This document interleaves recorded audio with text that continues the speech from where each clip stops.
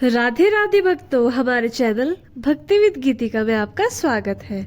भक्तों, आज की इस वीडियो में हम बात करेंगे कलयुग का श्राप किसने दिया। एक बार राजा परीक्षित शिकार के लिए वन में गए। वन्य पशुओं के पीछे दौड़ने के कारण वे प्यास से व्याकुल हो गए। वे जलाशय की खोज में इधर उधर घूमते घूमते शमीक ऋषि के आश्रम में पहुंच गए। वहां पर शमीक ऋषि नेत्र बंद किए हुए व शांत भाव से एक आसन पर बैठे हुए ब्रह्म ध्यान में लीन थे। राजा परीक्षित ने उनसे जल मांगा, किंतु ध्यान मग्न होने के कारण शमीक ऋषि ने उन्हें कुछ भी उत्तर नहीं दिया।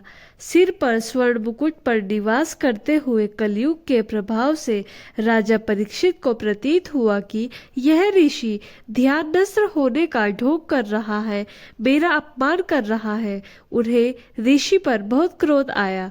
उन्होंने अपने अपमान का बदला लेने के उद्देश्य से पास ही पड़े हुए एक मृत सांप को अपने धनुष की नोक से उठाकर ऋषि के गले में डाल दिया और अपने नगर वापस लौट आए। शमीक ऋषि तो ध्यान में लीन थे, उन्हें ज्ञात ही नहीं हो पाया कि उनके साथ राजा परीक्षित जी ने क्या किया है, किंतु उनके पुत्र ऋषि ऋषि को जब इस बात का पता चला तो उन्होंने राजा परीक्षित पर बहुत क्रोध आया। क्रोधित ऋषि ऋषि ने सोचा, यदि यह राजा जीवित रहेगा तो इसी प्रकार ब्राह्मणों का अपमान करता रहेगा। इस प्रकार विचार करके उस ऋषि कुमार ने कमंडल से अपनी अंजुल में जल लेकर तथा उसे मंत्रों से अभिमंत्रित करके राजा परीक्षित को यह श्राप दे दिया कि जा, तुझे आज से 7वें दिन तक्षक सर्प डसेगा और पूर्ण कलयुग छा जाएगा। कुछ समय बाद शमीक ऋषि जब ध्यान से बाहर आए तो उन्हें उनके पुत्र ऋषि ऋषि ने राजा परीक्षित के कुकृत और अपने श्राप के विषय में बताया। श्राप के बारे में सुनकर शमीक ऋषि को बहुत दुख हुआ और उन्होंने कहा, अरे मूर्ख, तूने घोर पाप कर डाला। जरा सी भूल के लिए तूने उस भगवान के भक्त राजा परीक्षित को घोर श्राप दे डाला। मेरे गले में मृत सर्प डालने के इस कृत्य को राजा ने जानबूझकर नहीं किया है। उस समय वह कलयुग के प्रभाव में था।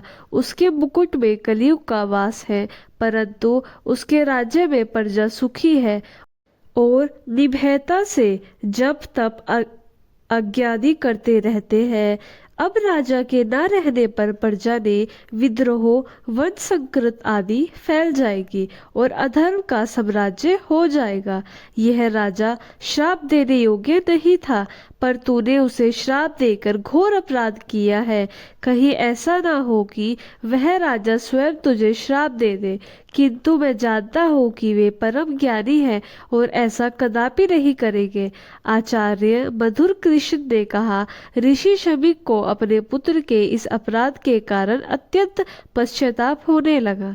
अपने महल में पहुंचकर जब राजा परीक्षित ने अपना मुकुट उतारा तो कलयुग का प्रभाव समाप्त हो गया और ज्ञान की पुण्य उत्पत्ति हुई। वे सोचने लगे कि मैंने घोर पाप कर डाला है।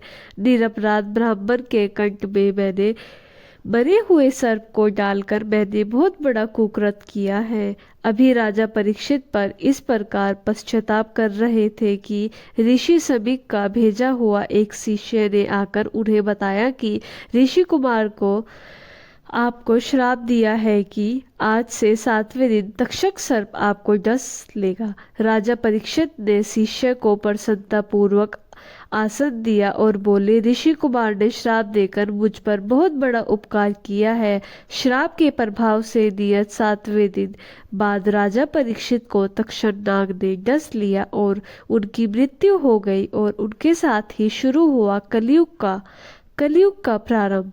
वैसे तो महाभारत के समय से माना गया है, परंतु राजा परीक्षित के मृत्यु के पश्चात पूर्ण रूप से कलयुग व्याप्त हो गया।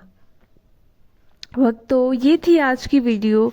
ऐसी और वीडियो देखने के लिए वीडियो को लाइक करें, चैनल को सब्सक्राइब करें और आप सभी को राधे राधे, जय श्री राधे।